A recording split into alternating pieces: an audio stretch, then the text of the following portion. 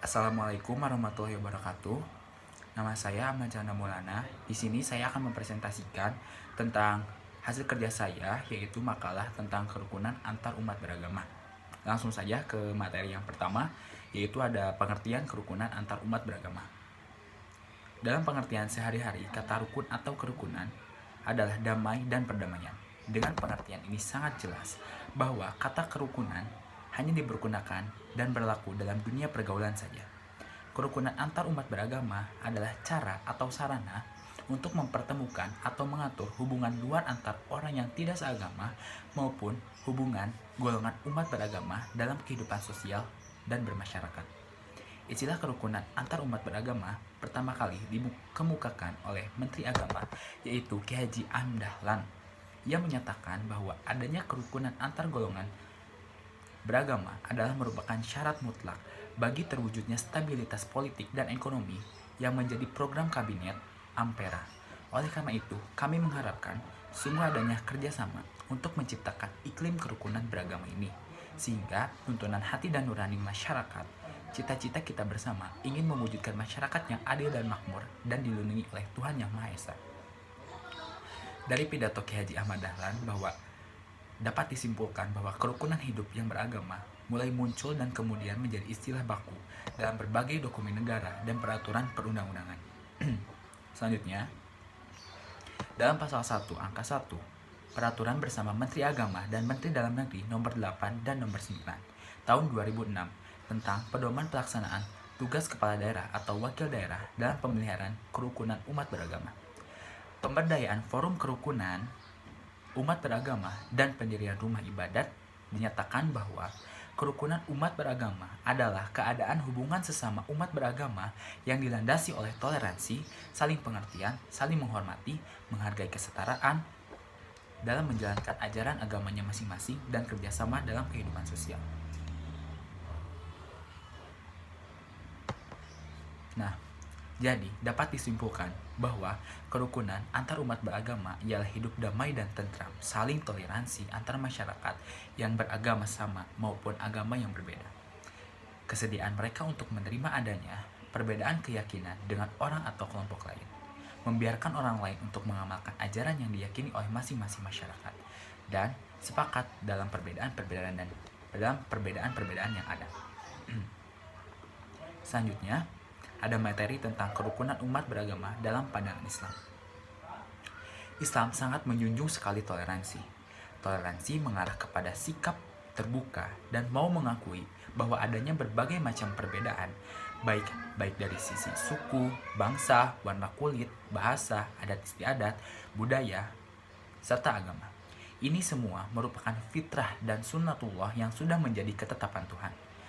Dalam terminologi Islam, istilah yang dekat dengan kerukunan umat beragama adalah tasamuh.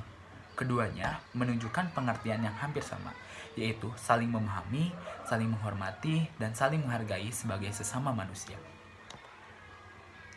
Tasamuh, tindakan penerimaan dan tuntunan dalam batas-batas tertentu. Dengan kata lain, perilaku tasamuh dalam beragama memiliki pengertian untuk tidak saling melanggar batasan, terutama yang berkaitan dengan batasan keimanan atau akidah. Konsep toleransi beragama dalam Islam bukanlah membenarkan dan mengakui semua agama dan keyakinan yang ada saat ini, karena ini merupakan persoalan akidah dan keimanan yang harus dijaga dengan baik oleh setiap pribadi muslim. Toleransi bukan mengakui semua agama sama, apalagi membenarkan tata cara agama atau tata cara ibadah dengan akidah yang sama. Karena sesungguhnya bagi orang Islam, agama yang diridhoi di sisi Allah hanyalah Islam. Toleransi hanyalah dalam urusan muamalah dan kehidupan sosial. Islam adalah agama yang menjunjung toleransi terhadap agama lainnya, dan tentunya bukan toleransi yang kebablasan. Toleransi adalah mengakui adanya keberagaman, keyakinan, dan kepercayaan di masyarakat tanpa saling mencampuri urusan keimanan, kegiatan, tata cara, dan ritual peribadatan agama masing-masing itu sendiri.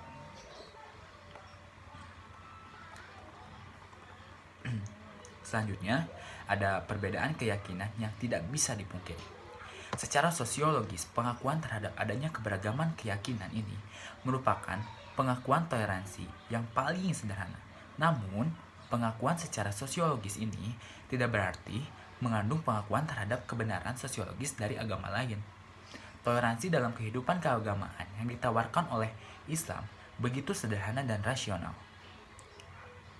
Islam mewajibkan para pemeluknya untuk membangun batas yang tegas dalam hal akidah dan kepercayaan para pemeluk agama lain dan menjaga hak-hak yang mereka sebagai pribadi dan anggota masyarakat.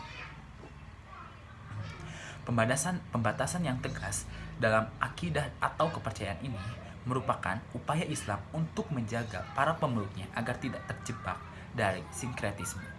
Allah berfirman dalam surat Al-Kafirun ayat 1-6 yang berbunyi, A'udzu billahi minasyaitonir rajim. Bismillahirrahmanirrahim.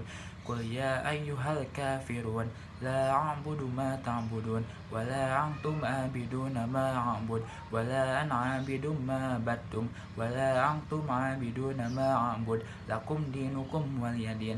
Yang artinya, wahai orang-orang kafir, aku tidak menyembah apa yang kamu sembah, dan kamu tidak menyembah apa yang aku sembah, dan aku tidak pernah menjadi penyembah apa yang kamu sembah, dan kamu tidak pernah pula menjadi apa yang aku sembah, dan untukmulah agamamu dan untukkulah agamaku. Selanjutnya, tidak ada paksaan dalam beragama. Berdasarkan kebebasan nurani, lahir kebebasan beragama karena sejak dini Al-Quran dan Sunnah menegaskan bahwa keberagaman harus didasarkan pada kepatuhan yang tulus kepada Allah Subhanahu wa Ta'ala. Karena itu pula, tidak ada paksaan dalam menganut agama. Sebab beragama sumbernya adalah jiwa dan nurani manusia. Dan ketika terjadi kepaksaan agama, terjadi pula pemasungan atau pemasungan nurani. Kewajiban para rasul demikian juga penganjur-penganjur agama Islam dalam dakwah Islam adalah menyampaikan sebagaimana yang dijelaskan dalam surat Al-Ankabut ayat 18, yaitu kewajiban Rasul tidak lain hanyalah menyampaikan agama Allah dengan seterang-terangnya. Selanjutnya, materi yang ketiga ada kerukunan umat beragama di Indonesia. Dalam konteks keindonesiaan, sebagaimana yang sudah sama-sama kita ketahui, bangsa Indonesia adalah terdiri dari berbagai etnis, bahasa, budaya, dan agama. Dari keberagaman ini, dan menutup kemungkinan akan terjadinya konflik dan gesekan kepentingan. Dalam konteks ini, diperlukan suasana hidup rukun dan toleran. Upaya yang dilakukan, baik melalui kebijakan pemerintah maupun berbagai elemen masyarakat tertentu, terus dilakukan. Sudah puluhan tahun, bangsa ini melakukan upaya agar masyarakat yang beragam bisa hidup dengan rukun dan tenang. Pendekatan keamanan dan stabilitas nasional sebagaimana dilakukan pada masa Orde Baru, misalnya, memang dipandang telah berhasil. Tetapi di dalamnya masih adanya berupa terlalu lama menyimpan ketidakpuasan, keberpihakan, represif, dan lain-lain, yang suatu saat bisa meledak dengan sendirinya. Sebagaimana kita lihat bersama, sejarah telah membuktikan itu, yang sampai sekarang masih terasa dampaknya. Yang diperlukan sekarang bukan hanya kebijakan pemerintah melalui berbagai peraturan kerukunan hidup antar umat beragama, tetapi jauh dari itu adalah bagaimana menanamkan dan memunculkan kesadaran antar sesama golongan atau antar sesama umat yang tidak seagama. Selanjutnya, dari ketiga materi tersebut dapat kita simpulkan bahwa ajaran agama Islam mengungkapkan hidup yang damai, rukun, dan toleran. Kerukunan umat beragama adalah kondisi di mana antar umat beragama dapat saling menerima, saling menghormati keyakinan masing-masing, saling tolong-menolong, dan bekerja sama dalam mencapai tujuan bersama. Kerukunan beragama berarti kebersamaan antar umat beragama dengan pemerintah dalam rangka menyukseskannya pembangunan nasional dan menjaga negara kesatuan Republik Indonesia atau NKRI. Alhamdulillah, sekian yang dapat saya sampaikan. Mohon maaf apabila ada kesalahan dalam bertutur kata. Semoga bermanfaat bagi kita semua. Wassalamualaikum warahmatullahi wabarakatuh.